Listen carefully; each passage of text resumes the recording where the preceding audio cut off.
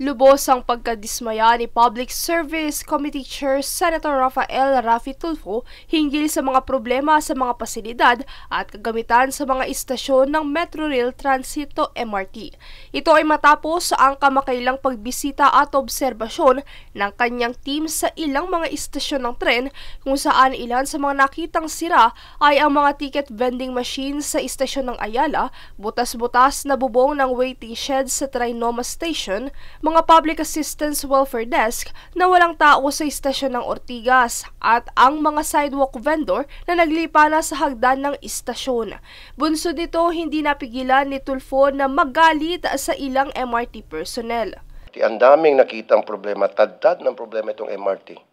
Depensa naman ng mga personnel na kulang ang kanilang mga tauhan at kanilang pinagkakasya ang pondo na ibinigay sa kanila ng Department of Budget and Management. Tugon naman ni Tulfo na makipagnegosasyon ang mga ito sa kagawaran upang masolusyonan ang mga problema at kanyang tiniyak na susuporta sa aksyon na ito. Bukod sa mga problema sa tren, tinalakay din sa pagdinig nitong Miyerkules ang iba pang issue sa mga pampublikong daan. Princess Castro nag-uulat para sa Golden Nation Network.